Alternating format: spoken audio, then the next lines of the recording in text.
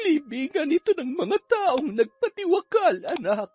Malakas ang hatak ng puwersang kadiliman sa lugar na ito, kaya kailangan na magpakatatag ka. Marami kang makikita na mga nilalang na lubhang nakakatakot ang itsura. Maririnig mo ang palahaw at daing ng mga kaluluwang nahihirapan sa lugar na ito. Kailangan mong malampasan ang lahat para maging ganap ang iyong kakayahan. Hindi na kita masasamahan. Kailangan na malampasan mo ito ng mag-isa. Anong ginagawa mo dito? Pagkatapos ng ginawa mo sa pamilya ko'y may lakas ka pa ng loob para humarap sa akin? Nabalitaan mo naman siguro, Romeo, ang nangyari kay Gibo. Hindi man magandang pakinggan, pero sa tingin ko, sinisingil ka na ng mga kasalanang nagawa mo, Sabel. Dumating na ang sarili mong karma sa buhay mo. Siguro nga, Romeo. Pinagbabayaran ko na ang mga nagawa kong kamalian sa pamilya mo. Pero sana, ako na lang. Huwag niya nang idamay ang dalawa kong anak. Maawa ka sa mga anak ko. Sabihan mo si Lenlen na tigilan ang ginagawa sa kanila. Akong nakagawa ng kasalanan. Ako ang dapat na tumanggap ng parusang ibinibigay niya. Walang alam ang asawa ko sa nangyayari sa mga anak mo, Sabel. Tigil-tigilan mo ng pagpapakalat ng chismis tungkol sa asawa ko. Romeo, maniwala ka. Malakas ang hinala ko na si Lenlen ang may kagagawan sa nangyayaring pambabarang at pagkabit ng paktol kay Gibo na dahilan ng kanyang agarang pagkamatay. Ngayon naman ang dalawa kong anak ang pinupuntirya ng mamabarang. Hindi yun magagawa ni Lenlen. Gumagawa ka lang ng chismis para masira kami mag-asawa. Paano kita paniniwalaan pagkatapos ng mga ginawa mo sa aking pamilya? Taon 1995. Kapis. 5:00 pa lang ng umaga ay abala na ang buong pamilya ni Jemuel sa paghahanda para pumasok sa paaralan. Ang mag-asawang Lenlen at Romeo naman ay madaling araw pa lang ay umaalis na papunta sa kanilang pwesto sa palengke. May pwesto sila sa kabisera ng aklan na pampublikong merkado. Yun ang pangunahing hanap buhay na mag-asawa simula pa nung nagdesisyon silang magsama. Jemuel, ikaw nang bahala sa mga kapatid mo. Siguraduhin mong nakapasok na sila sa loob ng paaralan bago mo iwan. Maliwanag ba, anak? Opo, wag po kayo mag-alala. Tumuloy na lang po kayo ni tatay sa palengke. O, mga anak, hintayin niyo ang Kuya Jemuel niyo bago kayo umuwi at wag sasama sa hindi niyo kakilala, ha? Pagdating ni na Romeo at Lenlen sa palengke ay naibaba na mula sa supplier ang kanilang paninda. Sinisiguro na mag-asawa na sariwa ang kanilang produkto araw-araw. Yun ang pangunahing dahilan kung bakit binabalik-balikan sila ng mga mamimili na kalaunan ay naging suki na nila. Sandali lang mga suki, mag-aayos lang kami ng bagong hango na gulay. Sariwang-sariwa pa ito kaya siguradong tatagal kahit paabuti ng ilang araw. Pasensya na po kayo mga suki kung tinanghali kami ng dating. Kailangan pa naming asikasuhin ang mga bata bago maghanap buhay. May mga talipapa sa baryo na umaangkat ng gulay sa mag-asawa at ang iba naman ay mayroong mga karinderya. Nag-iiwan na lang sila ng lista at dumidiretso na sa iba pa nilang supplier. Pagbalik ay nakabalot na ang mga gulay na kanilang kailangan. Subok na ang mag-asawa at kampante na ang kanilang mga suki na hindi sila nito lalamangan. Buti naman, maagang naubos ang paninda natin, Lenlen. Makakauwi tayo agad sa bahay at maaasikaso ang iba pa nating gawain. Salamat sa mga suki natin na walang sawang bumabalik. Tambak na rin ang labada ko, kasama pa doon ang uniforme ng mga bata. Bibili na lang ako ng pwedeng iluto mamaya. Magligpit ka na dyan para pagbalik ko, uuwi na tayo. Malayo pa lang ay nauulinigan na ng mag-asawa ang sigawan habang lulan ng tricycle na minamaneho ni Romeo. Sabel, lumabas ka dyan! Walang hiya kang babae ka! Chismosa ka! Labas! Sigaw ni Ason na ilang eskenita lang ang pagitan ng tirahan sa bahay ng mag-asawa. Masidhi ang galit na nararamdaman ni Ason Kaya umabot ito sa punto na pinagbababato na ang bahay ni Isabel. Walang hiya kang babae ka! Ipapabarangay kita! Ikaw ang walang hiya! Naghiwalay kami ng mister ko dahil sa pagiging tsismosa mo. Ipinagkakalat mo na nagpapapasok ako ng lalaki sa tuwing aalis siya papasok ng trabaho. Ikaw ang ipapabarangay ko. Sobra ng kagaspangan ng ugali mo. Lumabas ka dyan! Papatayin kita, demonyita ka! Hanggang sa namagitan na si Kapitan dahil nagkakapisikalan na ang dalawang babae. Magkaharap lang ang bahay ni Isabel at Lenlen, kaya nasanay na ang mag-asawa sa ganoong eksena. Ilang beses na rin siyang sinubukan na siraan ni Isabel, ngunit wala yung napapala. Hindi niya pinapansin ang mga patutsada nito. Ewan ko nga ba kung bakit hindi pa pinapalayas ni Kapitan ang babae na yan dito. Nagiging perwisyo ng ugali ni Isabel sa mga residente dito. Hindi naman ganun kadali yun, Romeo. May batas tayong umiiral kaya kailangan na dumaan sa legal na proseso ang lahat. Palagi naman napapatawag sa barangay ang Isabel na yun, pero hanggang ngayon hindi pa rin nadadala. Sigurado ko na ganun pa rin ang mangyayari. Pagkalipas ng ilang araw, babalik na naman yan sa kanyang gawain. Ang paninira sa buhay na may buhay. Pinapansin kasi nila kaya lalong lumalala. Hindi pa kasi nakakahanap ng katapat kaya namimihasa eh. Ilang araw kumalma si Isabel dahil sa ginagawang pagtambay ni Ason sa harap ng kanyang bahay. Nay, aalis na pala si Aling Ason. Naghahakot na ng kanilang gamit. Lilipat na yata ng tirahan.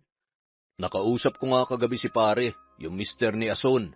Mabuti na lang at nagkabalikan pa silang mag-asawa. Nagdesisyon na silang umalis para makaiwas kay Isabel. Huwag na lang tayo makialam sa problema nila. Sigurado na tayo naman ang pagbubuntunan ng babaeng yon kapag nalaman niyang nakikisali pa tayo. Ewan ko nga ba kung paano napagtitiisan ng mister niya ang ugali niyang si Isabel? Malamang nag-uumapaw ang pagmamahal ng mister niya kaya napagtitiisan niya yan. Kinabukasan, balik sa dating gawain si Isabel. Nagkataon na nandoon siya sa harap ng kanyang bahay nang dumating mula sa palengke ang mag-asawang Lenlen at Romeo. Len, tingnan mo si Isabel oh. Parang may iniisip na naman akong ano. Ang lagkit ng tingin sa mga pinamili natin. Hayaan mo na, Romeo. Iba na naman ang sasabihin niyan kapag pinuna natin. Pabayaan mo na lang siya. Masama talaga ang kutob ko dyan eh. Siguradong may plano na naman kung paano tayo sisiraan. Tsaka na lang natin siya husgahan kapag nakita natin na may ginagawa siyang hindi maganda. Humahangos na dumating si Jemuel sa pwesto ng kanyang mga magulang. Namamaga ang pisngi ng binatilyo na halatang nakipagsuntukan. Oh, ano na naman ang ginawa mo? Bakit ganyan ang itsura mo? Sino nakaaway mo, ha? Tay, kalat na kalat sa buong paaralan na nagtutulak daw kayo ng pinagbabawal na gamot, kaya marami tayong pera. Sino naman na nagpapakalat ng ganyan chismis, anak? Nagpapakahirap kami ng tatay mo dito sa palengke para kumita ng pera. Yun nga po ang sinasabi ko sa kanila, Nay, pero pinagpipilitan nila na nagtutulak daw si tatay. Ay nako, dapat hindi mo na pinatulan. Alam mo naman na walang katotohanan ng sinasabi nila. Ayos lang sa akin na kung sabihan nila na masama, pero wag lang nila kayong idadamay, Nay. Alam kong paghihirap nyo dito sa palengke para lamang kumita ng pera. Hindi pwede sa akin ang ganun, Tay. Tama na yan, anak. Hayaan mo. Pupuntahan ng tatay mo ang prinsipal at kakausapin para malaman kung sino nagsasabi niyan. Mabuti pa pumunta tayo ngayon sa school mo para malaman ko kung anong totoo nangyayari. Ako na lang munang bahala dito sa pwesto, Romeo. Sige, pumunta na kayo doon. Alamin mo kung sino nagpapakalat ng kalokohang yan. Sigurado ako na isang tao lang ang pinanggagalingan yan. Malakas ang hinala ni Lenlen na si Isabel ang nasa likod ng kumakalat na chismis. Pero kailangang mag-usisa muna. Mananatili na isang haka-haka lamang ang kanyang aligasyon kung walang saksi na magpapatunay. Samantala, pagka-uwi ni Romeo mula sa eskwelahan. Oh, ano nangyari? Anong sinabi ng prinsipal? Ipapatawag pang magulang ng mga bata. Halos taga dito lang din sa ating barangay ang mga batang yun. Pero may hinala na ako kung sino na naman ang naninira sa atin. Huwag kang magpadalos-dalos. Dayo lang din tayo dito, kaya kailangan na maging maingat tayo. Tsaka na tayo gumawa ng hakbang kapag may napatunayan na. Ewan ko ba, Lenlen, kung bakit ganun ang ugali ng babaeng yun? Wala nang inatupag kundi ang manira sa buhay ng ibang tao. Nanghuhusga ka na agad. Hayaan mo muna, malalaman din natin ang katotohanan. 3:00 pa lang ng madaling araw ay umalis na ang mag-asawa para pumunta sa palengke. Kailangan tulungan muna ni Romeo si Lenlen bago ito dumiretso sa school ng panganay nilang anak. Jemuel, umiwas ka sa gulo, ha? Susunod ang tatay mo pagkatapos naming maayos ang ating paninda sa palengke. Sige po, Nay. Mag-iingat po kayo, Tay. Pagkalabas ng mag-asawa sa pintuan ay bumungad sa kanila si Isabel, na kasalukuyang nagwawalis sa harapan ng kanyang bahay. Panay ang sulyap nito habang nagkakarga ang mag-asawa ng kanilang bagahe. Agad na pinaandar ni Romeo ang tricycle para makaiwas sa mapanuring mata ng tsismosang kapitbahay. Naghahanap na naman yun ng ikasisira natin. Hindi na yata natutulog sa pagbabantay sa atin yun eh. Hayaan mo na, Romeo. Baka nagkamali lang tayo ng iniisip sa kanya. Mahirap nang mambintang, lalo na kapag wala naman tayong sapat na ebidensya. Humanda talaga siya sa akin kapag napatunayan ko na siya may pakana ng lahat ng ito. Pwede ba huminahon ka? May mga anak ka na kailangan pa ng kalinga. Paano na lang kami kapag napahamak ka? Nakakagigil na talaga yung ginagawa niya eh. Si Asun nga, nagkusa ng ilayo yung asawa niya dahil parang mapapatay na nun si Isabel kapag nanatili pa sila dyan. Pagdating sa palengke, agad nang inasikaso ni Romeo ang bagong hango nilang paninda. Kailangan bago sumapit ang 9:00 ay tapos niya na yon. 10:00 ang itinakdang oras ng principal ni Jemuel sa kanilang pagharap. Ilang sandali pa, may mangilan-ngilan na lang na bumibili sa pwesto nilang mag-asawa nang umalis si Romeo. Nagsimula na ang babae sa pagsasaayos ng kanyang natirang paninda. Sakaling meron pa, ay ibabagsak presyo niya na lang yon sa kanyang mga kapwa-tindera para makauwi na. Nagulat si Lenlen nang biglang may tumapik sa kanyang balikat. O Nay, ano pong ginagawa niyo dito ni tatay? Ano ka ba naman, Lenlen? Kung magtanong ka ay parang ayaw mo kaming makita ng ama mo. Hindi naman po sa ganoon, Nay. Pinag-usapan na natin noon ang tungkol sa bagay na to, di ba? Lumayo lang kami ng nanay mo dito dahil may pinuntahan kami. Ang balak lang naman namin ay silipin ka sa pwesto nyo mag-asawa. Nagkataon na nakita namin ang mister mo paalis, kaya nagdiretso na kami dito. Nandito na rin lang po kayo. Ipagbabalot ko na lang po kayo at ipapamili ko kayo ni nanay. Huwag ka na mag-abala, anak. Magiging sagabal lang yun sa aming biyahe pauwi ng nanay mo. Nag-alok ng pera si Lenlen sa kanyang mga magulang, ngunit mariin ang kanilang pagtanggi. Batid ni Lenlen na hindi yun kailangan ng kanyang nanay at tatay. Sigurado siya na malaking halaga ang kapalit sa pagdayo ng kanyang magulang sa bayan. Pag-alis ng mga ito ay agad na inusisa si Lenlen ng kanyang katabing pwesto. Nagtanong yon kung sila ba ang kanyang mga magulang dahil narinig niya umano ang pagtawag niya doon ng nanay at tatay. Hindi natagalan ay nagbalik na si Romeo mula sa pinapasukang paaralan ni Jemuel.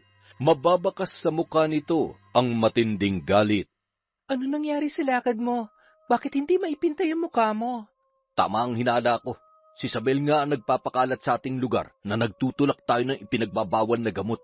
Punong-puno na talaga ako sa buwisit na babaeng yon. Anong gagawin mo? Gugulpihin mo si Isabel? Isipin mo may mister yon. Sa tingin mo, manunood lang kaya siya habang sinasaktan mo ang asawa niya? Tumigil-tigil ka, Romeo. Huwag ka magpadala sa galit mo. Anong gagawin ko? Hayaan na lang siyang sirain ang reputasyon natin? Ganun na lang ba yun, Lenlen? Hayaan mo akong kumausap sa kanya. Babae sa babae. Naglibot-libot muna si Romeo sa palengke para humupa ang galit na kanyang nararamdaman. Pagbalik niya ay agad siyang nag-usisa kay Lenlen tungkol sa dalawang matanda na bumisita sa kanilang pwesto. Sina nanay at tatay lang yon. May pinuntahan sila dito sa bayan kaya sumaglit para mangumusta. Sana sinabi mo bukas na umuwi para naman makasama ng mga bata ang lolo't lola nila. Tumuntong na si Jemuel sa pagbibinata, ni minsan hindi pa niya nakilala ang mga magulang mo. Sinabi ko na, Romeo, may nakakahawang sakit sina nanay at tatay kaya gano'n na lang ang kanilang pag-iwas na makisalamuha sa tao, lalong-lalo na sa mga bata. Narinig ko ang bulong-bulungan dito sa palengke na mukhang kulto daw si nanay at tatay. Ang haba ng kanilang puting buhok at nakaitim pa ng damit.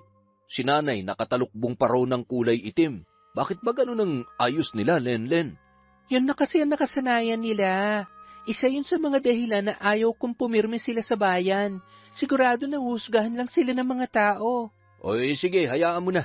Tayo na lang ang magbakasyon sa kanila. Mag-ipon lang muna tayo ng kaunti. Hindi na sumagot pa ang babae dahil madadagdagan lamang ang ginagawang pag-uusisa ng kanyang mister tungkol sa kanyang mga magulang. Isang beses palang nakasalamuha ni Romeo ang kanyang mga biyanan. Yun ay nung ikasal sila ng kanyang asawa. Pagdating ni na Romeo at Lenlen sa bahay ay agad na bumungad sa kanila si Isabel, kasama ang kanyang mga kaibigan na walang inatupag kundi magbantay sa buhay ng ibang tao. Susugurin na sana ni Romeo si Isabel kung hindi lang ito napigilan ng kanyang asawa. Romeo, pwede ba huwag kang pumatol sa babae? Ikaw pa mapapasama kapag ginawa mo yan. Pumasok ka na sa loob ng bahay. Isa-isang binitbit ni Romeo ang dalahan habang nakatuon ang matalim na tingin sa direksyon ni Isabel at ng kanyang mga kaibigan. Nagsipulasan ang mga yon ng kanilang mapagtanto na nagagalit ang lalaki. Anong tinitingin-tingin nyo? Mga tsismosa! Halika na nga, Romeo. Huwag mo na silang patulan. Napako si Isabel sa kanyang kinatatayuan nang makita na tila nagliliyab ang mga mata ng lalaki. Dumiretso si Lenlen sa barangay para ipatawag si Isabel, pati ang mga magulang ng kaklase ni Jemuel na tumayong saksi sa tsismis na ipinapakalat ng kanilang kapitbahay. Naglakad si Lenlen papunta sa barangay para idulog ang problema nilang mag-asawa kay Isabel. Hindi inaasahan ni Lenlen ang sumunod na pangyayari. Nagulat na lamang siya nang may biglang humablot sa kanyang buhok. Aray, ang buhok ko! Bitiwan mo ang buhok ko! Ganito na babagay sa yung babae ka. Akala mo kung sino kayong nakakaangat sa buhay kung makapambintang kayo? Napahiyaw na lamang si Lenlen dahil sa ginawang pagkaladkad sa kanya ni Isabel. Nagtamo ng maraming sugat at galos ang babae pagkatapos siyang hilahin ni Isabel sa magaspang na kalsada. Inawat ang dalawa ng mga taong nagkataon na naroroon. Sa bilis ng pangyayari ay hindi nakapaghanda si Lenlen, kaya nagawa siyang saktan ni Isabel bago sila maawat. Tay! Tay! Si nanay! Tay! Sigaw ni Jemuel sa ama pagkatapos niyang madaanan ang kanyang nanay na kasalukuyang binibigyan ng paunang lunas. Oh, bakit anak? Sa labas pa lang ay nauulinigan ko na yung sigaw mo. Ano nangyari? Inaway ka na naman ba ng kaklase mo? Usisa ni Romeo sa kanyang anak. Humihikab pa ito dahil kagigising lamang. Si nanay, tay, napaaway. Nandun po sa may barangay. Ano? Ikaw nang bahala sa mga kapatid mo, Jemuel, ha? Pupuntahan ko lang ang nanay mo. Opo, tay. Mag-iingat po kayo. Dahil sa pagmamadali, hindi na nagawang magsuot ng pang-itaas na damit ni Romeo. Tumakbo na siya papunta sa kanto kung nasaan si Lenlen. Pagkakita sa kalagayan ng kanyang asawa, ay agad na sumabog ang nagpupuyos na galit ng lalaki. Sino gumawa nito sa asawa ko? Sabihin niyo! Sino? Mabilis na tumakas si Isabel nang makita si Romeo na nagwawala. Dumating naman agad si kapitan na may kasamang tanod ng barangay, kaya naawat ang pagwawala ng lalaki. Agad na nag-utos ang kapitan na sunduin si Isabel para maayos ang gulo na kanyang kinasangkutan. Isabel, kotang-kota ka na talaga sa akin. Paulit-ulit ka na lang na ipinapatawag sa barangay. Kailan ka pa ba madadala? Tahimik ako, Kap. Sila daw masama ang tingin sa akin. Gumanti lang ako. Tahimik? Kailan pa? Seryoso? Nagagawa mo pa magsabi ng ganon? Huwag ka na magdahilan sa akin ng mga ganyang palusot. Masyado ng gasgas yan, Isabel. Oh, ano ka ngayon? Porsigido si Romeo na ipakulong ka dahil sa ginawa mo sa kanyang asawa. Hindi naman makatarungan yon, Kap. Ako nga yung agrabyado tapos ako pa yung ikukulong? Parang hindi naman yata patas yan. At ako pa talaga ang hindi patas ngayon. Hindi lang yun ang reklamo na kinakaharap mo, Isabel. Nakausap ko na mga taong pinagsabihan mo ng nagtutulak na ipinagbabawal na gamot si Romeo at Lenlen. Pirmado ang kanilang testimonya. Makukulong ka, Isabel. Sinisiguro ko yan sa'yo. Buti pa nga, Kapitan, ikulong nyo ng babaeng yan para magtanda. Ikaw ang dapat ikulong, Romeo. Kayo ng asawa mo. Nagbebenta kayo na ipinagbabawal na gamot. Tama na yan. Sobra ng bunganga mo, Isabel. Nabigo ang kapitan na maayos ang gusot sa pagitan ng dalawang panig, kaya inindorso niya yon sa kapulisan. Suportado ng maraming saksi ang ginawang pananakit ni Isabel kay Lenlen. Walang nakita na sapat na dahilan ang kapulisan para gawin yon ng babae. Walang anggulo ng pagtatanggol sa sarili dahil hindi naman nanlaban si Lenlen. Higit sa lahat ay malaki si Isabel kumpara sa kanya. Porsigido si Romeo na kasuhan si Isabel ng pisikal na pananakit na may kasamang danyos sa pinsala na natamo ni Lenlen. Nakalaboso naman ang babae at nakulong dahil sa kanyang ginawa. Kinabukasan, napilitan si Jemuel na lumiban sa klase para samahan ang kanyang ama sa palengke. Naiwan si Lenlen at ang dalawa pa niyang anak sa bahay. Kinailangan nilang hindi pumasok para may makasama ang kanilang ina na nahihirapan gumalaw noong mga sandaling yun. Tay, grabe naman ang ginawa ni Aling Isabel kay nanay. Ano ba naging kasalanan natin para pag-initan niya tayo ng ganun? Wala tayong kasalanan, anak. Likas lang na masama ang ugali ng Isabel na yun. Sigurado po ba kayo na matutuluyan ang pagkakakulong ni Aling Isabel? Sa ginawa niya, nararapat lang na maturuan siya ng leksyon. Tingnan ko lang kung saan sila maghahagilap ng pampiyansa para sa kanyang pansamantalang kalayaan. Magkano po bang kailangan para makalaya siya pansamantala? 20,000, anak. Tapos labas pa doon ang hinihingi ko na 30,000 para sa pinsala na natamunan nanay mo. Kailangan niya muna magbayad ng 50,000 para makalabas. Malaki pala ang halaga na kailangan nilang hanapin para makalabas si Aling Isabel sa kulungan, tay. Nararapat lang yun sa kanya. Tingnan ko lang kung hindi pa siya magtanda. Inabangan ng mister ni Isabel si Romeo na makauwi para kausapin sa estado ng kanyang asawa. Kabaliktaran ang ugali ng kanyang mister na si Gibo. Sa katunayan, palagi pa silang naglalaro ng basketball ni Romeo. Pare, pasensya na talaga sa nangyari, ha? Ikinalulungkot ko na ganun ang ginawa ni Isabel sa asawa mo. Ilang beses ko na yung pinagsabihan sa ugali niya, pero ayaw talaga magpaawat eh. Hindi mo naman kasalanan ng ginawa ni Isabel, pare. Pasensya na rin kung hindi ko yun mapapalampas. Siguro kung ikaw ang nasa katayuan ko ay ganun din ang gagawin mo. Naiintindihan ko naman ang pinanggagalingan ng galit mo, paring Romeo. Ang totoo nga niyan, narito ko para makiusap sana. Hindi naman lingid sa kalaman mo kung magkano lang ang kinikita ko araw-araw. Hindi ko talaga kakayanin ng 50,000, pare. Nagmamakaawa ako, paring Romeo. Bawiin nyo na lang ang isinampan yung kaso sa asawa ko. Sige na naman, oh. Tatapatin kita, pare. Masyadong mabigat ang hinihingi mo na bawiin namin ang demanda sa asawa mo. Kakausapin ko muna si Lenlen. Hanggang ngayon kasi ay nandun pa rin siya nakaratay sa higaan at hirap na hirap makatayo. Pero huwag kang mag-alala, pare. Pag-iisipan ko mabuti yan. Salamat, pare, ha. Umaasa ako na mapagbibigyan niyo ako mag-asawa. Hirap na kasi talaga akong maigapang ang pamilya ko, eh. Sana iniisip din niya ng misis mo, pare. Hirap na hirap ka na nga sa paghahanap buhay. Puro sakit ng ulat, problema pang binibigay ng asawa mo. Sa loob ng 3 araw na nakakulong si Isabel, ay napilitan si Gibo na lumiban sa trabaho. Wala siyang mapag-iwanan sa kanilang anak, kaya napipilitan nitong tumigil sa paghahanap buhay.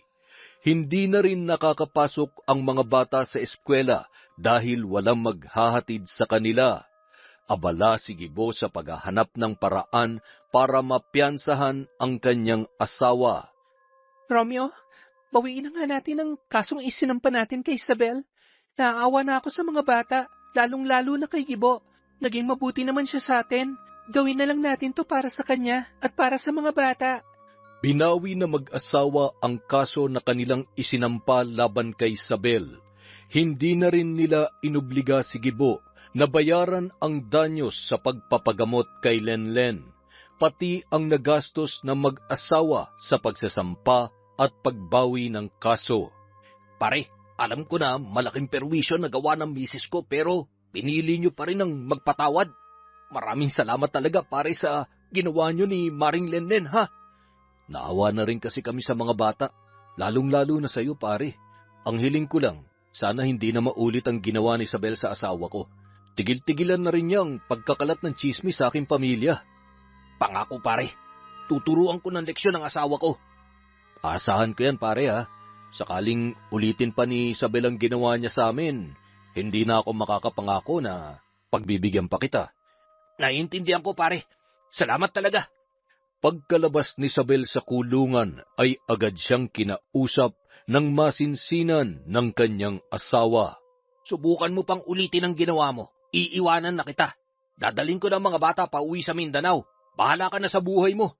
Kaya ayusin mo na yung utak mo. Kasalanan mo lahat ng ito, Gibo. Kung nagsisikap ka lang sana sa buhay, edi sana hindi tayo naghihirap ngayon.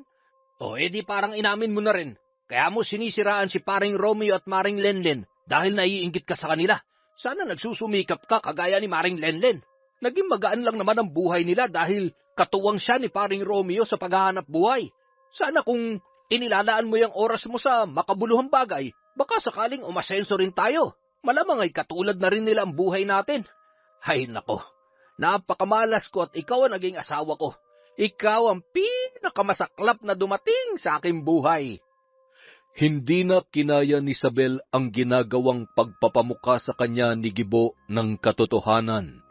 Umalis na ito para makaiwas sa kanyang mister na halata naman na pumapanig sa nagpakulong sa kanyang asawa. Hindi ako titigil hanggat hindi ako nakakaganti sa ginawa niyo sa akin, Romeo. Lenlen, maghihiganti ako sa ginawa niyong pamamahiya sa akin.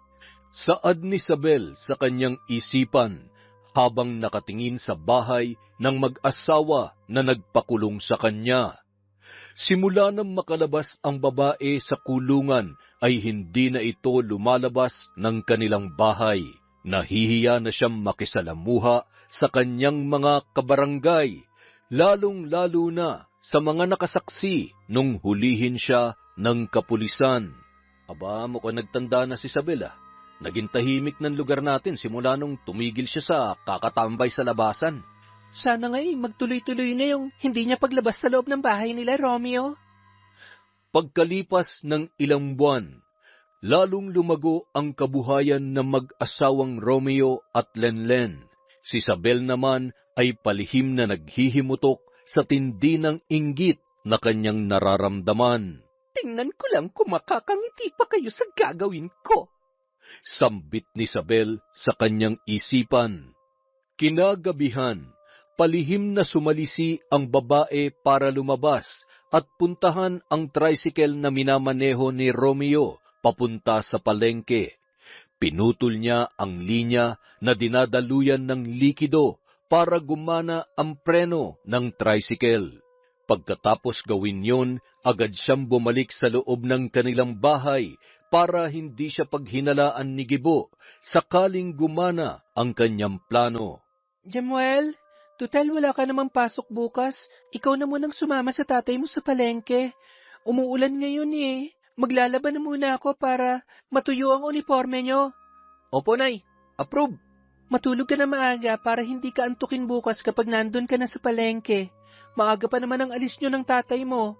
Sabado bukas kaya sigurado na maraming tao doon. Sinanay talaga. Wala naman akong gagawin pagkatapos ng trabaho sa palengke. Babawi na lang ako ng tulog pagka-uwi ko. Ikaw ang bahala, basta siguraduhin mo lang na magigising ka ng madaling araw, ha? Mainipin pa naman ang tatay mo, baka mapagalitan ka nun. Si Romeo naman, wiling-wili sa pakikipaglaro sa kanyang 2 anak sa sala. Pinuntahan nito ang kanyang panganay at asawa nang marinig niya ang pag-uusap ng 2 sa kusina. Len, patimpla mo nga ako ng kape. Inaantok na ako eh. Akala ko ba maaga kayo bukas? Hayaan mo na. Sigurado naman ako na papagurin mo ako mamaya. Pwede ba tumigil ka nga sa kalukuhan mong yan, Romeo? Naririnig ka ng mga bata. Wala naman akong sinasabi ah. Sige na, ipatid mo kay Jemwell ang kape ko.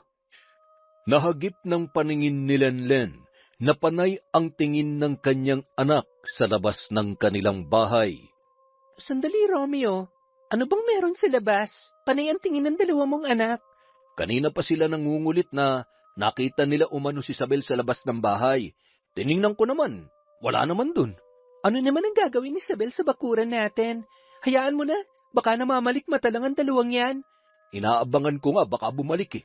Mahirap na, baka totoo rin ang sinasabi ng mga anak mo. Alam mo naman ang babaeng yun, inangkin na yata ang kasamaan sa buong mundo. Kinabukasan, maagang nagising si Jemwell para sumama sa kanyang ama. Maayos ang naging pag-alis ng 2. Pagkalipas lang ng halos 1 oras, nakarinig si Lenlen ng tunog na nagmumula sa ambulansya, kasunod ang sasakyan ng pulis na tumigil sa harapan mismo ng kanilang bahay. Magkakasunod na katok ang narinig ng babae mula sa kanilang pintuan. Dali-daling tumayo si Lenlen para pagbuksan ang kumakatok. Sinilip niya muna ito sa siwang para masiguro na wala yung balak na masama sa kanila. Biglang kinabahan ang babae nang bumungad sa kanyang paningin ang nakaunipormeng pulis. Sir, bakit po? Ang aga-aga, naparito kayo sa bahay namin. Ano pong kailangan nyo? Mrs., kailangan mong pumunta sa ospital ngayon din. Nawala ng preno ang minamanayong tricycle ng mister mo. Nalaglag sila sa bangin habang pababa sa matarik na kalsada papuntang bayan. Diyos ko, mahabagin! Ang mag-ama ko! Anong kalagayan nila, sir? Sumama na lang po kayo sa amin dahil walang pamilya na mag-aasikaso o magdedesisyon sa kalagayan nila. Isinama ni Lenlen ang kanyang 2 anak para puntahan ang kanyang mag-ama. Pagdating sa ospital ay nakaramdam siya ng labis na pag-aalala. Kasalukuyang walang malay ang 2 at duguan ang kanilang punit-punit na damit. Dok, kumustang kalagayan ng mag-ama ko? Ligtas na ang binatilyo dahil nagawa siya yakapin ng kanyang ama bago pa mahulog sa matarik na bangin. Kahit papaano ay hindi seryoso ang natamo niyang pinsala. Maliban sa kanyang balikat na nabali ay wala ng iba. Madadaan naman yun sa operasyon. Ang mister ko, Dok, kumusta ang kalagayan niya? Kailangan malipat ka agad ang mister mo sa pribadong ospital, Mrs. Nabasag ang kanyang bungo kaya kailangan ng agarang operasyon para matanggal ang namumuong dugo sa kanyang utak bago pa ito magkaroon ng komplikasyon. Pero may pag-asa pa ba, Dok, na mailigtas ang mister ko? Malaki naman ang pag-asa, Mrs. Basta maoperahan lang siya kaagad. Sa tansya niyo, Dok, magkano ang gagastusin namin? Maghanda ka lang, Mrs. ng basta malaking halaga. Dahil sigurado na ang unang hihilingin ng ospital ay deposito bago isagawa ang operasyon. Pakihandaan niyo na po ang lahat para mailipat ng mister ko sa pribadong ospital. Kinailangang ilabas ni Lenlen sa bangko ang naitabi nilang pera, subalit kulang pa rin yon sa hinihinging deposito ng ospital. Ang partido ni Romeo ay nag-ambagan na, ngunit hindi pa rin yon naging sapat. Nagdesisyon si Lenlen na ibenta ang naipundar na bahay at lupa, pati ang pwesto nila sa palengke para pandagdag sa operasyon ng kanyang asawa. Sinubukan din niya ang lahat ng paraan na kanyang naiisip, subalit kulang pa rin. Nagpasya siyang iwan pansamantala ang kanyang pamilya para lumuwas sa kanilang probinsya. Nay, kulang na kulang pa rin ang pera na naiipon ko para sa operasyon ng asawa ko. Iiwan ko muna ang aking 2 anak. Uuwi ako sa amin. Sigurado ako na may magagawang paraan ng aking magulang para makumpleto ang halagang kailangan sa operasyon ni Jemuel at Romeo. Handa si Lenlen na suungin ang lahat, alang-alang lamang sa kaligtasan ng kanyang mag-ama. Umuwi siya sa Capiz. Matagal na panahon ang nakalipas noong huling nakauwi siya sa kanyang lupang sinilangan. Totoo ba ang nakikita ko, anak? Sa wakas ay naisipan mo din na bisitahin kami ng nanay konsing mo. Walang pagsidla ng kasiyahan ko ngayon, anak. Ang buong akala ko ay hindi ka na namin masisilayan na muling makauwi sa ating bahay. Ang totoo po niyan, Nay, nandito ako dahil kailangan ko po ang tulong. Nahihiyaman ako sa inyo pero wala na talaga akong naiisip na pwede kong hingan ng tulong. Nag-aagaw buhay po si Romeo. Kailangan ko na malaking halaga para sa operasyon niya. Ang isa kong anak ay kailangan din maoperahan para maidugtungan na bali niyang buto. Bakit? Ano ang nangyari? Sino sa mga apo ko ang nadisgrasya? Si Jemuel po, Nay. Ang panganay kong anak. Kailangan ni Jemuel ang agarang operasyon para madugtungan na bali niyang buto. Si Romeo naman po, may namumuong dugo sa kanyang utak kaya kailangan maoperahan din kaagad. Huwag kang mag-alala. Malaki ang naipon namin ng nanay mo. Ibibigay namin yun lahat sa'yo. Hindi na bali na maubos ang pera namin. Basta may ligtas lamang ang buhay ng iyong mag-ama. Nahihiya po ako sa inyo, Nay. Tay, halos itakwil ko na kayong dalawa dahil sa labis na pag-asam ko ng normal na buhay. Naiintindihan ka namin ng tatay mo, anak. Minsan na rin naming pinangarap ng iyong ama ang tahimik at mapayapang buhay. Mahirap na makamit ang ganoon. Masyadong malupit ang mundo, kaya kailangan mong maging matatag. Kung hindi ay magiging kawawa ka. Ihanda mo ng perang ibibigay mo sa anak natin, Konsing. Kailangan na maoperahan agad ang kanyang mag-ama. Ipadala mo na rin, Konsing, ang titulo ng ating sakahan. Isang lamo sa bangko, Lenlen, sakaling kulangin ang pera na aming ibibigay. Tay, Nay, maraming salamat po sa inyo. Hindi ko alam kung paano ako makakabawi sa inyong dalawa. Matapos maihanda ni Konsing ang pera na ibibigay kay Lenlen at ang dokumento ng lupa, naisipan niyang magsagawa ng ritual para malaman ang buong pangyayari. Bihasa na mambabarang ang kanyang magulang at may mga gabay ito na umaalalay sa kanilang gawain. Tay, anong ginagawa ni Nanay? Magsasagawa siya ng ritual.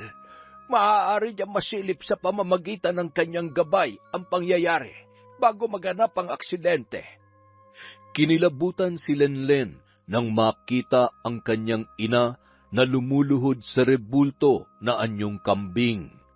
Nag-aapoy ang 2 mata na aakalain mo talagang buhay na buhay. Ang sungay nito ay nagkikislapan kapag tinatamaan ng liwanag na nagmumula sa nakatirik na kandila na kulay itim.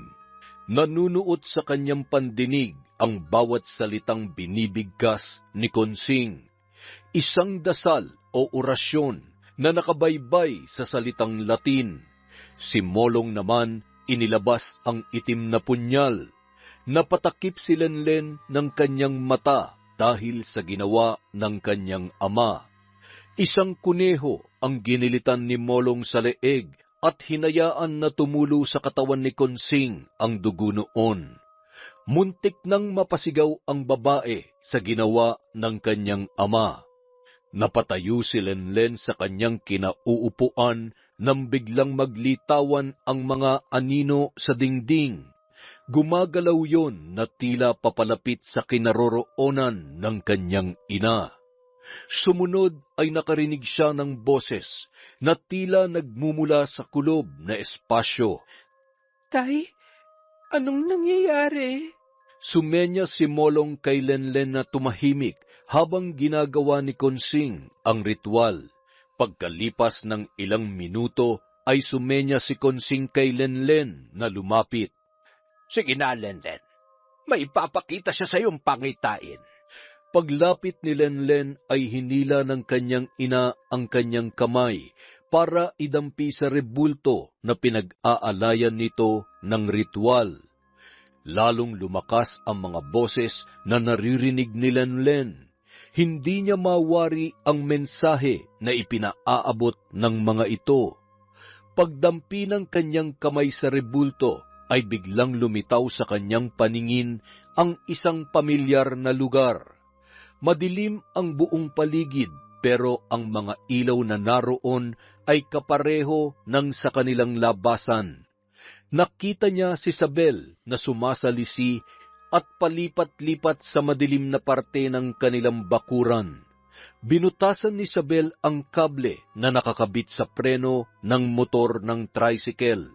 Sumirit ang likido na pumipigil sa preno kapag ito ay inaapakan. Biglang napalitan ng galit ang takot na kanyang nararamdaman. Sinadya ang aksidente na nangyari sa iyong mag-ama, Lenlen. Kilala mo ba ang babae na may kagagawan sa pagsira ng preno ng motorsiklo? Kilala ko po, Nay. Ibig sabihin, tama ang nakita ng aking mga anak nung gabi bago maganap ang aksidente. Ilang ulit niya na yan ginawa sa pamilya ko, Nay. Papayag ka ba na gagawin niya na lamang yan basta-basta sa inyo? Sana kung noon ka pa gumawa ng hakbang na iwasan ng maganap ang ganitong pangyayari. Lubha kang nagpadala sa takot na maaaring masira ang buhay ng pamilya mo kapag nalaman nila ang totoo mong pinanggalingan. Ano pang hinihintay mo? Ang dumating ang panahon na tuluyang kang mawala ng mahal sa buhay. Ayaw kitang sisihin, anak, pero sana'y pag-isipan mo kung nararapat pa ba na ipaglaban ang inaasam mong normal na buhay. Maninindigan ako, Tay. Ipinapangako ko yun sa inyo ni Nanay. Babalik ako dito para maningil sa taong may kagagawan ng trahedyang ito sa pamilya ko. Nagmamadaling lumuwas si Lenlen sa syudad ng Iloilo, kung saan kasalukuyang nakakonfine ang kanyang mag-ama. Ginawang collateral ni Lenlen ang titulo ng lupa na pag-aari ng kanyang mga magulang. Halos 5 milyon mahigit ang inabot ng operasyon ni Romeo. Nay, ipagkakatiwala ko muna sa inyo si Romeo habang nagpapagaling. Maghahanap ako ng trabaho para matustusan ang kanyang natitirang gamutan. Isasama ko ang 3 bata sa poder ng aking mga magulang. Magtutulungan muna tayo habang nagsisikap ako na makabangon.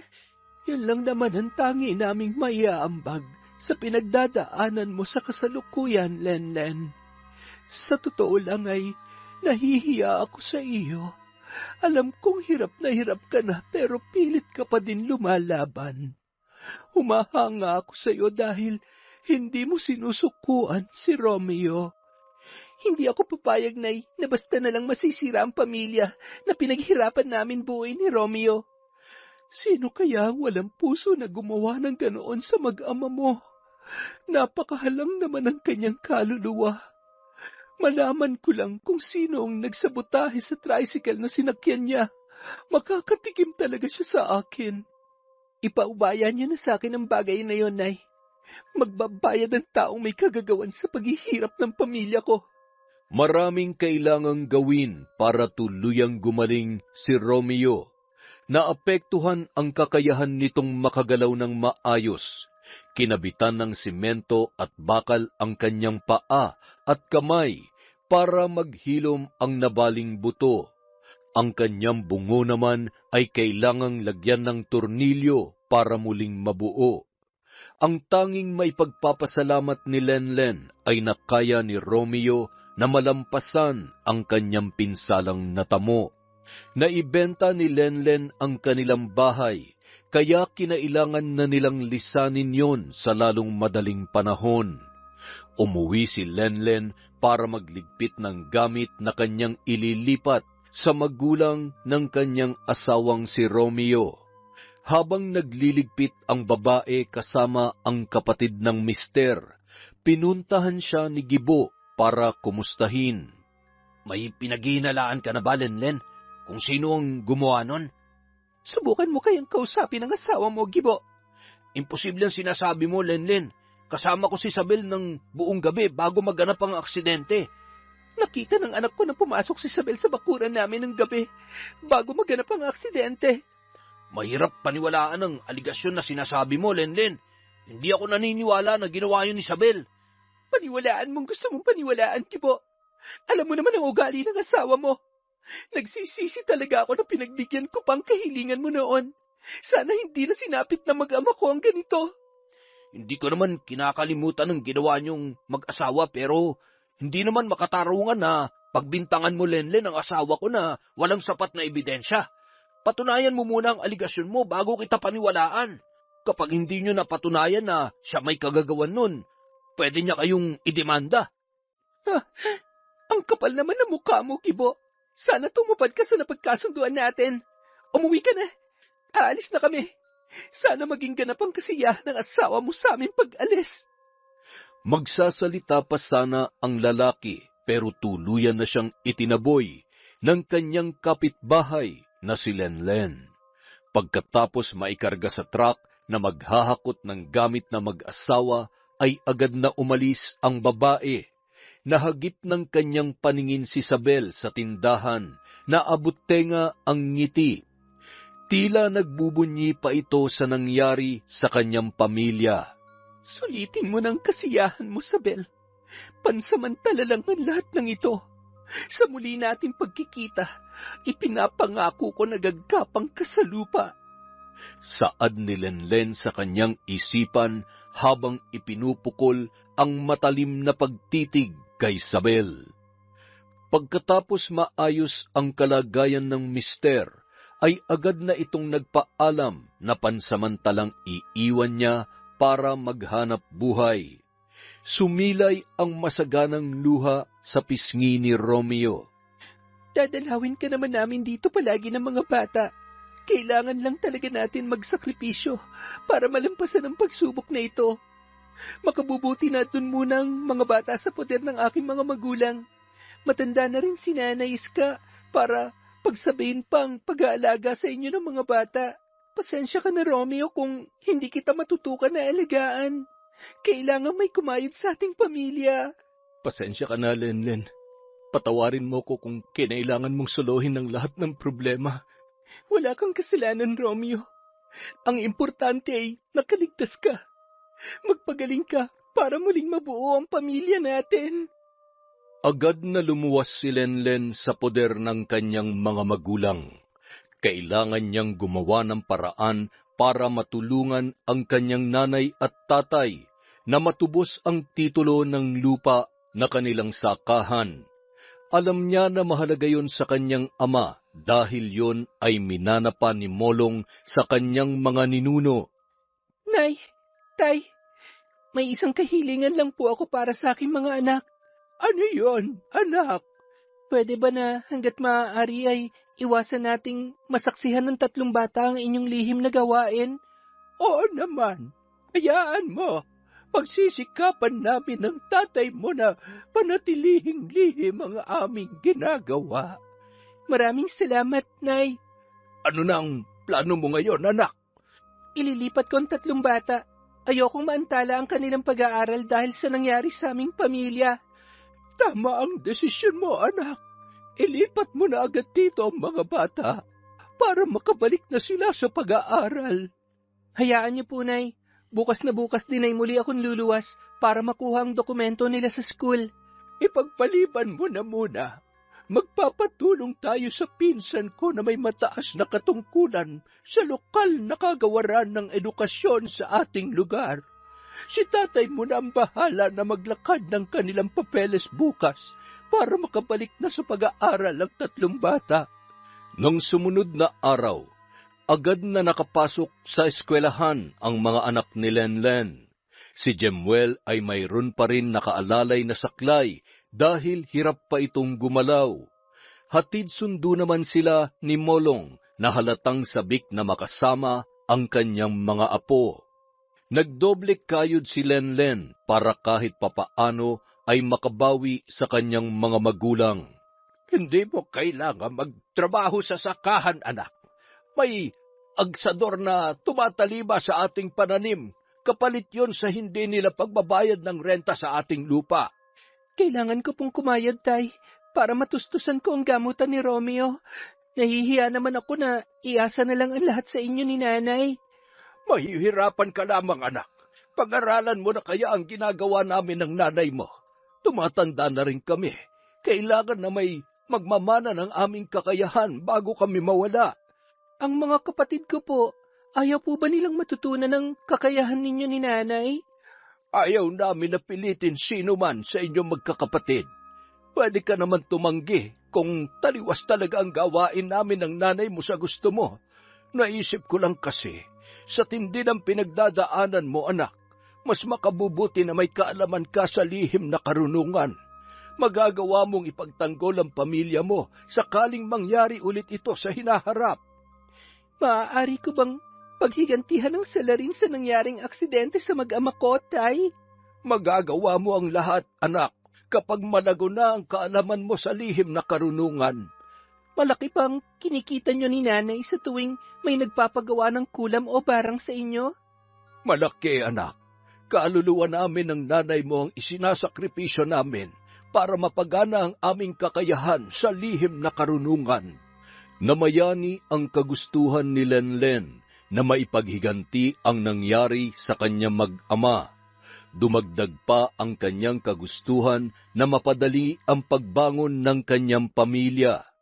Gustong-gusto niya rin na mabawi ang titulo ng lupa na kanyang ginamit para maoperahan ang kanyang asawa. Hindi lang siya ang nag-iisang anak, kaya sigurado na magtatampo ang kanyang mga kapatid kapag nabigo siyang mabawi yun.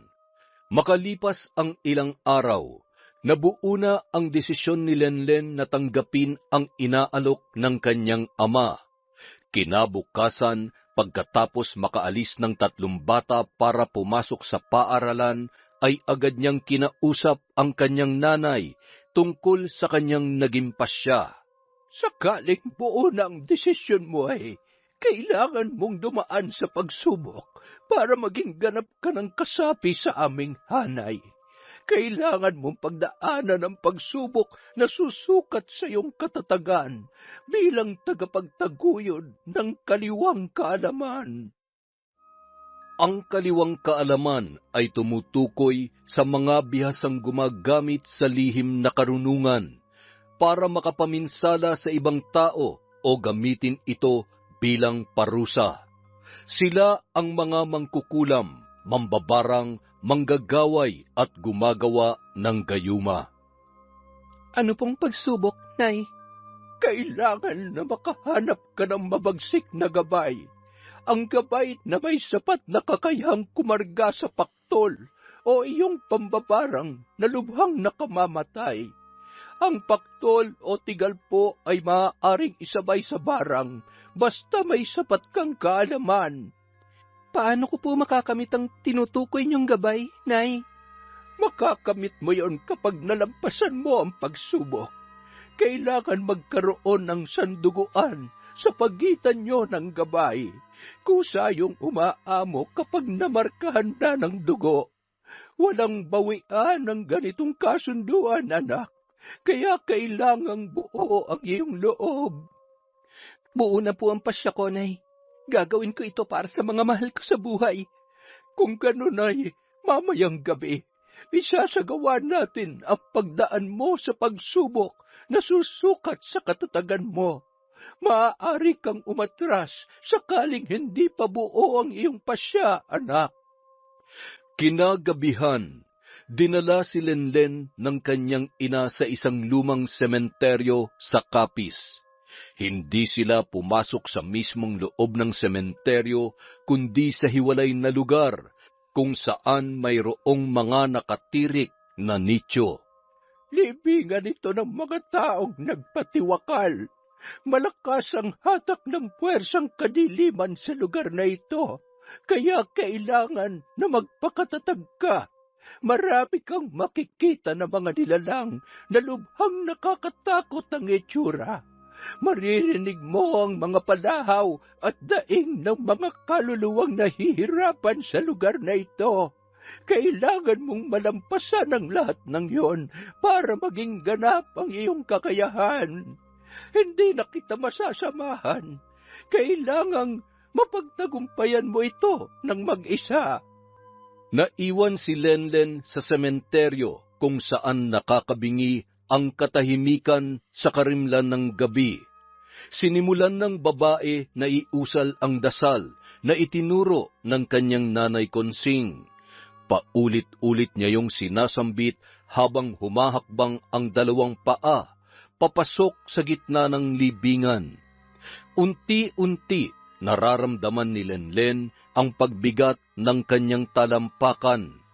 Tila may mga nilalang na pumipigil sa kanya na marating ang pinakagitnang bahagi ng sementeryo.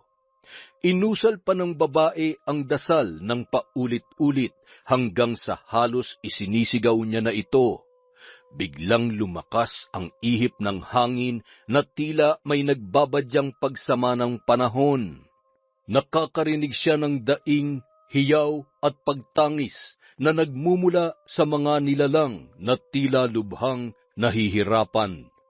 Lumitaw ang mga nilalang na may mapupulang mata, naaagnas ang muka at mayroong mga sungay. Binaliwala lamang yon ng babae hanggang sa matagumpay niyang narating ang gitna ng libingan. Umalingaw-ngaw ang nakakabinging hiyawan sa pandinig ni Lenlen. Lumitaw ang maitim na usok na naging dahilan para lumabo ang kanyang paningin. Biglang kumidlat ng malakas at tumama yon sa mismong nityong naroon. Kusang lumabas ang isang bungo mula sa nityo na tinamaan ng kidlat. Naalala ni Lenlen ang sinabi ng kanyang nanay Konsing na kailangan niya yun selyuhan ng sariling dugo para mabuo ang kasunduan. Naghagilap si Lenlen ng bagay na maaari niyang gamitin para masugatan ang kanyang sarili. Mula sa lupa, mayroon siyang nakapa na isang bubog. Ginamit niya yon para masugatan ang kanyang pamulsuhan. Agad sumirit ang masaganang dugo dahilan para kusang lumapit sa kanya ang bungo. Nilinis ng dugo ni Lenlen ang mga duming nakakapit sa naturang bungo. Agad hinawakan ng babae ng mahigpit at patakbo itong umalis para umuwi sa bahay ng kanyang mga magulang. Nagkataon nagising pa si Jemuel, kaya nang kumatok si Lenlen, ang panganay niyang anak ang nagbukas ng pintuan. Sariwa pa sa ala-ala ni Jemuel ang masaklap na sinapit nila ng kanyang ama. Nabigla ang binata kaya napasigaw ito nang bumungad sa kanya ang nakakabahalang kalagayan ng kanyang ina. Nanumbalik ang trauma at takot na kanyang naranasan noong naaksidente sila ng kanyang amang si Romeo. Lolo! Lola! Si nanay! Tulong! Biglang napatakbo ang dalawang matanda at nagmadaling inalalayan si Lenlen upang makapasok sa kanyang silid. Nagtangkapang sumunod si Jemuel para usisain ang kalagayan ng kanyang ina. Subalit sinabi ng kanyang lolo at lola na siya ay magpahinga na lamang. Nanlilimahid ang buong katawan ng babae sa naiwang sariwang dugo. Nakahawak pa ito sa bungo na naging kulay pula dahil sa likidong lumabas sa kanya. Kami na ang bahala ng lola mo dito, apo. Puntahan mo na lang ang dalawa mong kapatid dahil siguradong natatakot din ang mga yon. Ayos lang po ba si nanay, Lo? Oo, babalitaan na lang kita mamaya. Susunod na lamang ako sa silid niyong magkakapatid. Paika-ikang naglakad si Jemuel papunta sa kanilang silid. Bakas sa mukha nito ang labis na pag-aalala. Nagawa ng anak natin, Molong. Ganap nang naging aktibo ang kanyang kakayahan sa lihim na karunungan. Nararamdaman ko ang kanyang umaapaw na karga na nagmumula sa kanyang gabay. Kailangan lang ni Lenlen ang ilang araw para manumbalik ang nawala niyang lakas. Ikaw na ang bahala dito, Konsing. Pupuntahan ko na ang mga bata sa kabilang kwarto. Lilinisan ko lang ang buong katawan ni Lenlen. Pagkatapos ay bibihisan ko na lamang siya. Pakisalang na lang ulit ang nilanggas kong mga halamang gamot. Maigi yon para mabilis na mapalitan ang nawalang dugo sa kanyang katawan. Pagkalipas ng 2 araw ay tuluyan ng gumaling si Lenlen. Nagkusa ang kanyang isipan sa pagmemorya ng mga dasal na ginagamit sa karga na pangkambote, pamuder, kalasag at pambalote. Mahalaga na maging bihasa muna sa dasal si Lenlen bago sumalang sa pagsasagawa ng pambabarang. Pagkatapos noon, binigyan ni Konsing ang kanyang anak ng alagang pamaham na pangunahing medium sa pagsasagawa ng pambabarang. Inilagay niya yon sa baul kasama ng bungo na gamit sa pagkakabit ng nakamamatay na paktol. Pinapakain yon ni Lenlen ng hilaw na karne sa tuwing sasapit ang Martes at Biyernes. Kakaiba ang alagang pamaham ni Lenlen kumpara sa karaniwang gamit na insekto ng mambabarang. Binubuo yon ng iba't ibang uri ng makamandag na ahas. Nay, luluwas po ako. Dadalawin ko po si Romeo. Dadaanan ko na rin ang paaralan ng mga bata para makuha ko ng mga naiwan nilang dokumento. Mag-ingat ka, anak. Pakiabot na lang ang nakayanan namin na tulong ng tatay mo para kay Romeo. Sabihan mo siya na sumunod agad dito kapag gumaling na. Makakarating po, Nay. Kayo na po munang bahala sa mga bata habang wala po ako. Pagkatapos madaanan ni Lenlen si Romeo at makuha ang kailangan na dokumento, sunod na pinuntahan niya ay ang dati nilang tirahan. Iba na ang nakatira doon at napinturahan na yun ng bago. Ibang-iba ang itsura kumpara nung sila pa ang nakatira. Nagtanong-tanong ang babae sa dati niyang mga kaibigan. Ayon sa kanila, ang mag-asawang Gibo at Sabel na ang pumalit sa dati nilang pwesto sa palengke. Malakas ang kanilang kita dahil sa mga dating suki ng mag-asawa na patuloy pa rin bumabalik sa naibenta nilang pwesto. Kinausap umano ni Sabel ang bagong may-ari para sila na ang magrenta. Ganito palang balak mong babae ka, kaya ipinahamak mo ang aking mag-ama. Tuturuan kita ng leksyon na hindi mo makakalimutan. Dumiretso si Lenlen sa palengke kung saan kasalukuyang nakapwesto sina Gibo at Sabel. Nabigla si Sabel nang makita si Lenlen sa harapan ng kanyang tindahan. Anong ginagawa mo dito? Huwag mo akong idamay sa kamalasan ng pamilya mo. Kamalasan? Baka kamalasan sa kapitbahay ang tinutukoy mo. Alam ko ang ginawa mo. Ah, talaga? Eh di patunayan mo, hindi naman pinapaniwalaan sa husgado ang chismis. Hindi nga. Wala naman akong balak na maghabla pa sa husgado. Pinalabas na nga kita sa kulungan noon dahil nagmakaawa ang mister mo. Umalis ka na nga dito, Lenlen. Ginugulo mo lang ang negosyo ko eh. Magsaya ka na. Sulitin mo na yan. Magbunyi ka na sa tagumpay mo sa pagsira sa aming buhay. Pero hindi pa tayo tapos. Balang araw, magmamakaawa ka sa akin. Pinapangako ko yan. Dumakot ng lupa si Lenlen sa mismong harapan ng pwesto ni Sabel. Agad niya yon isinilid sa kanyang bulsa. Umalis ka na nga. Naalibad pa rin ako sa mukha mo eh. Alis! Shupi! Tumalikod na lamang si Lenlen at naglakad ng walang imik. Pero bago siya makalayo, ay pinukul niya muna ng matalim na tingin si Sabel. Ilang sandali pa, nakasalubong ni Lenlen si Gibo, na bakas sa muka ang pagkabigla. Anong ginagawa mo dito, Lenlen? Utang na loob. Lubayan mo ng pamilya ko. Malaki ng pinagbago ng asawa ko simula nung umalis kayo. Naririnig mo bang sinasabi mo, Gibo? Kailan mo pa nabili ang buong palengke, ha? Pasensya na. Ayoko lang na bumalik pa kami sa dati. Siguro may mali din sa pakikitungo nyo dati sa asawa ko, kaya umabot tayo sa ganun. Ngayon, naging maayos naman ang takbo ng buhay namin simula nung umalis kayo. Hindi ko gusto ang tabas ng dila mo, Gibo. Huwag mo na akong kakausapin. Pampublikong palengke ang lugar na ito. Pupunta ako dito anumang oras ko gustuhin. Ayaw na ni Lenlen na humaba pa ang kanilang usapan dahil mukhang nahawahan na ito ng kanyang asawa. Panahon na ng paniningil. Saad ni Lenlen sa kanyang sarili. Mabilis na nilakbay ni Lenlen ang daan pauwi dahil damang-dama niya na ang matinding galit sa kanyang dibdib. Nay, sisimulan ko ng paniningil. Pagbabayaran nilang bawat paghihirap na naranasan ng pamilya ko. Hindi maaari na habang nalulugmok kami sa hirap na kanilang kagagawan, patuloy silang umaangat at linanamnamang tagumpay dahil sa aming pagbagsak. Dapat nga ay noon mo pa ginawa yan, anak.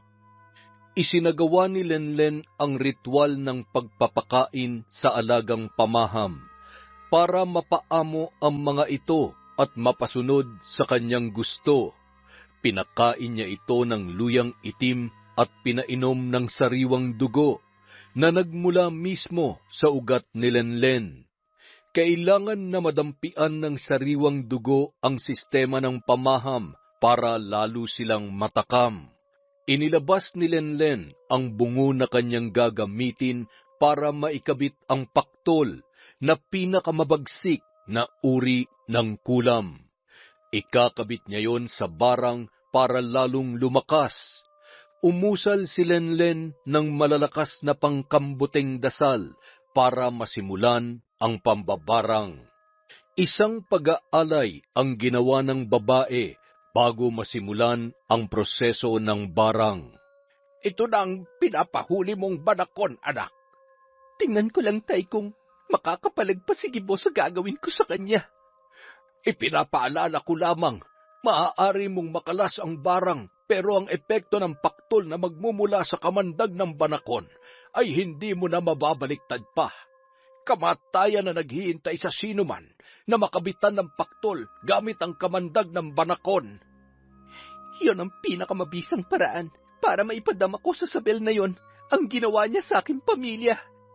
Kinagabihan, dinapuan ng napakataas na lagnat si Gibo. Nakakaranas na ito ng kumbulsyon dahilan para tumirik ang kanyang mata at nawawalan na ito ng malay. Agad itong isinugod sa paggamutan para malapatan ng kaukulang lunas. Habang isinasagawa ang panggagamot ng doktor kay Gibo, biglang nagsulputan ang napakaraming ahas sa sahig ng ospital. Dahilan para magsitakbuhan ang mga taong naroroon. Pagkatapos ng pangyayaring yon ay naglabasan ang malalaking pantal sa buong katawan ng lalaki. Sa maikling panahon, ang pantal ay tuluyang lumaki hanggang sa naging parang mga higanteng pigsa. Hindi maipinta ang muka ng mga nurse at doktor na nakasaksi sa nangyayari. Yon ang unang pagkakataon na nakahawak sila ng ganoong sakit. Dok, ano nangyayari sa mister ko? Bigyan niyo na siya ng gamot para mawala ng tumubong pantal at bukol sa kanyang katawan. Sa tagal ko na sa aking propesyon sa medisina, ito pa lang ang unang pagkakataon na nakakita ko ng ganitong kaso. Dok, nagsimula nang pumutok ang tumutubong bukol sa katawan ng mister ko. Bakit ganun ang amoy ng likido na lumalabas sa sugat niya, Dok? Hindi na nakayanan ng mga taong nasa emergency room ang napakasangsang na amoy na nagmumula sa pumutok na malalaking bukol sa katawan ni Gibo. Umagos pa ang mga ito sa sahig kung saan nakahiga ang lalaki. Nagmamakaawa na si Isabel na gamutin ang kanyang mister, ngunit blanko ang mga doktor sa sakit na dumapo sa asawa nito. Sa kabilang banda, Patuloy na nakasindi ang itim na kandila sa loob ng silid kung saan kasalukuyang ginagawa ni Lenlen ang pambabarang. Hinawakan niya ang banakon at inipit niya ang ulo nito para maglabas pa ng lason. Itinapat ni Isabel ang banakon sa bungo para doon mapunta ang kamandag.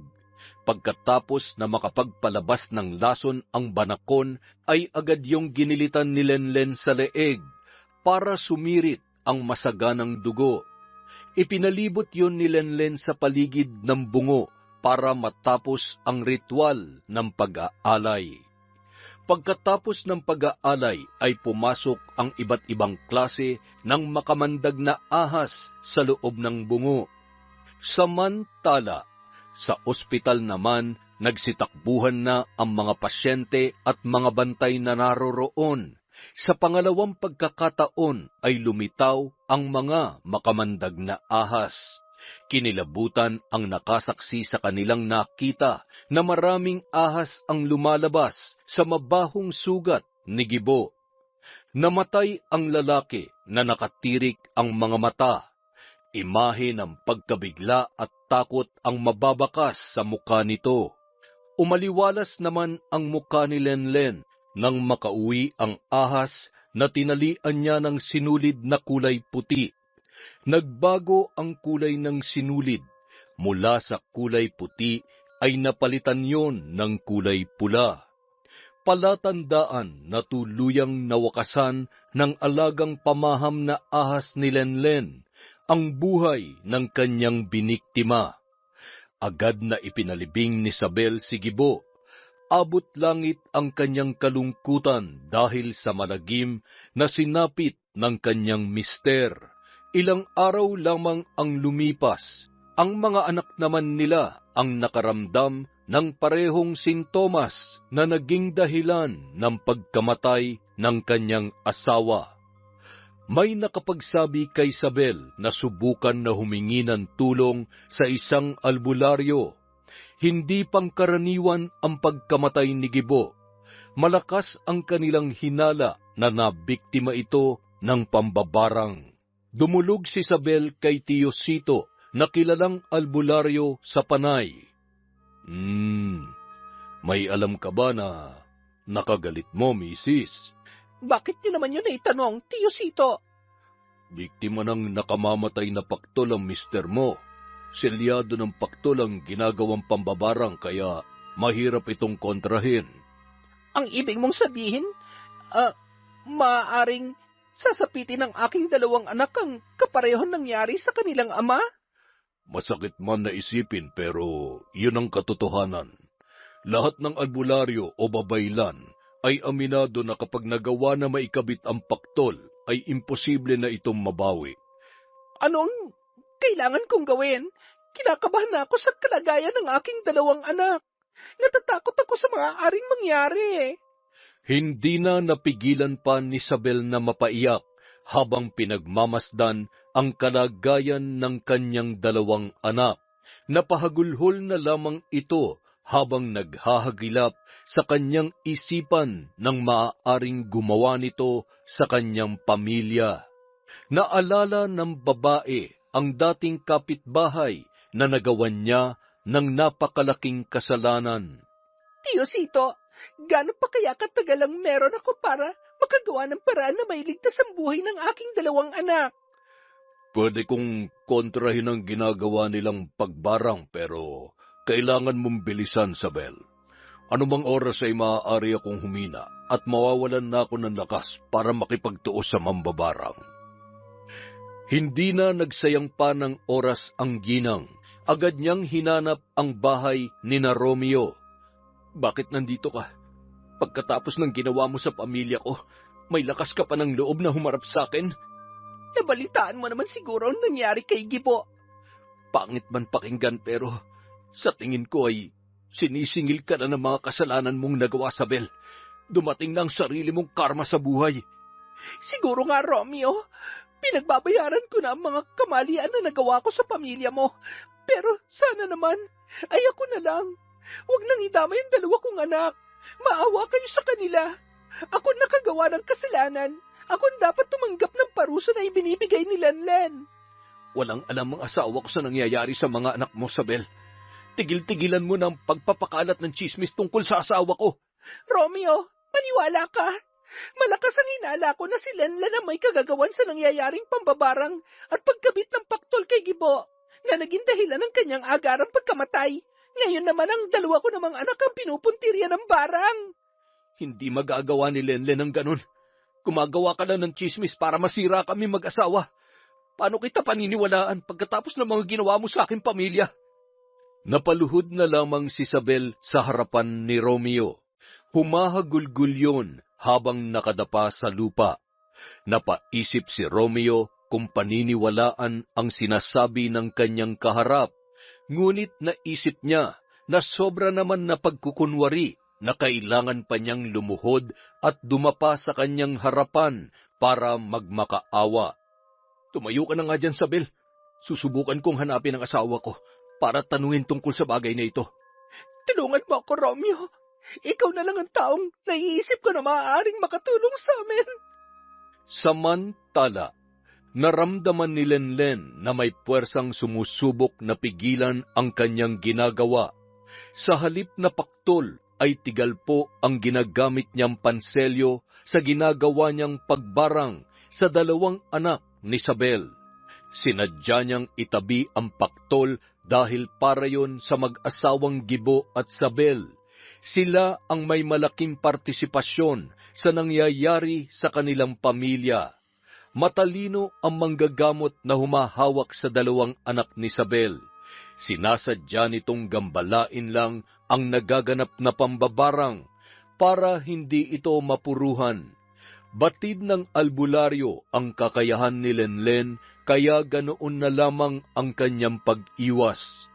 Sa kabila ng maselang kondisyon ay sinikap talaga ni Romeo na makaluwas sa kapis.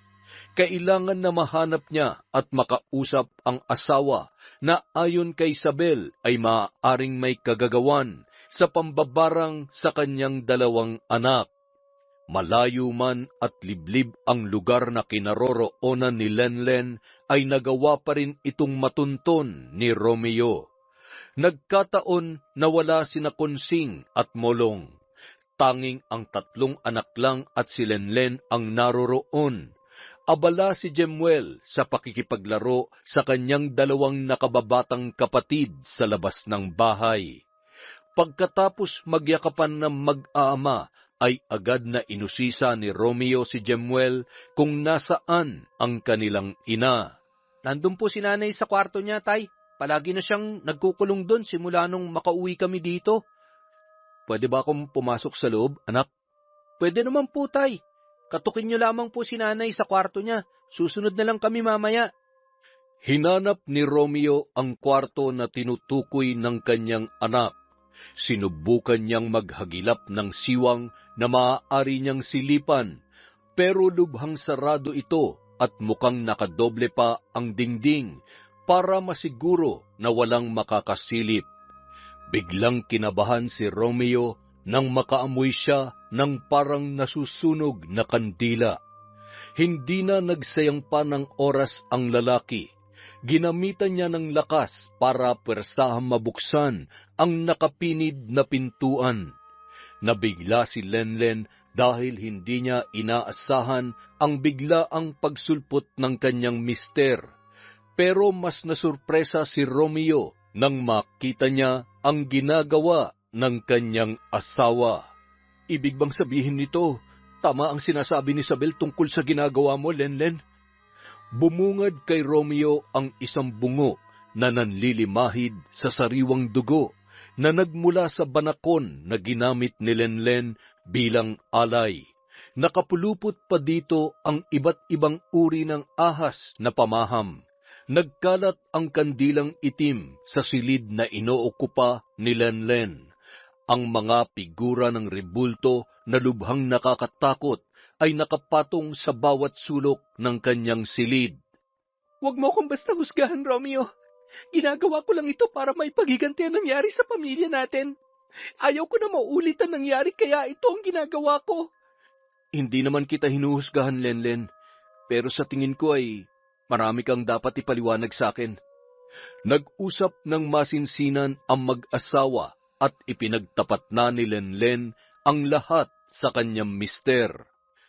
Ngayon maliwanag na sa akin ang lahat kung bakit gano'n na lang ang pag-iwas mo na dalhin kami dito na mag-aama mo. Sakaling magalit ka o kamuhian mo ko, tatanggapin ko. Itakwil mo ko o mandiri ka man sa akin, Romeo. Maiintindihan ko. Ang kahilingan ko lang, sana'y huwag mong ilalayo sa akin ang mga bata. Ang mahirap kasi sa'yo, Lenlen, hinuhusgahan mo ko kaagad. Paano ko kamumuhian ng nag-iisang babae na walang ginawa kundi mahalin ako? Nung malagay sa peligro ang buhay ko, hindi ka nawalan ng pag-asa na iligtas ako. Hindi mo ako sinukuan. Ako pa bang susuko sa'yo? Napayakap na lamang si Lenlen nang marinig niya mula kay Romeo ang mga kataga na hindi niya inaasahan. Ang hiling ko lang sana, huwag mong tuluyan ang 2 anak ni Gibo. Walang kasalanan ng mga bata sa atin. Wala naman talaga akong plano na tuluyan ng 2 bata. Gusto ko lang iparamdam kay Isabel ang naramdaman ko nung malagay sa peligro ang buhay ni Jemuel. Si Paring Gibo, anong naging kasalanan niya para umabot ka sa ganong desisyon? Isinalaysay ni Lenlen ang buong pangyayari at bagay na kanyang natuklasan, pati na ang masasakit na salita na ibinato ni Gibo sa kanya. Kung ganon may katwirang ka, kailangan natin manindigan. Kung patuloy lang tayo sa pagiging mabait, mamimihasa lang sila na apihin ang pamilya natin. Napagkasunduan ng mag-asawa na kalasin ang barang na ikinabit, kapalit ang isang desisyon na mismong si Isabel ang magdedesisyon. May 2 kondisyon ka lang na maaaring pagpilian, Isabel. Una, ang sumuko ka sa otoridad at aminin ang iyong ginawa na pagtangkang pagpatay sa aming mag-ama. Pangalawa, manatili kang matigas at panoorin na malagutan ng hininga ang iyong 2 anak.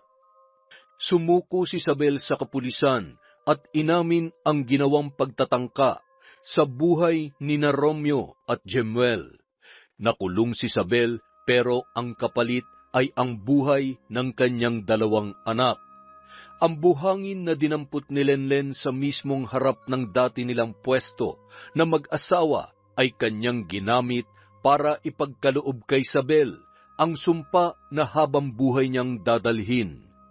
Simula nang makulong si Isabel ay tinubuan na siya ng mga butlig na kapag napisa ay naglilikha ng nakakasulasok na amoy. Naghihilom yon, ngunit agad na bumabalik. Simula noon ay nilayuan na si Isabel ng kanyang mga kapwa preso. Sa pagsisikap ng mag-asawang Romeo at Lenlen ay nagawa nilang makabangon. Natubos ang titulo ng lupa na kanilang isinanla. Hanggang sa kasalukuyan ay doon pa rin nakatira ang pamilya ni Lenlen at Romeo sa Capiz. Patuloy ang ginagawa ni Lenlen, pero yon ay limitado lamang sa pagbibigay ng leksyon sa mga taong mapang-abuso. Si Isabel naman ay hindi na kinaya ang sumpang iginawad sa kanya, hanggang siya na mismo ang sumuko at nagdesisyon na itong wakasan ang kanyang sariling buhay. Yon! Ang ganda na naman po ng kwento natin. Dahil dyan, meron na naman tayong shoutout.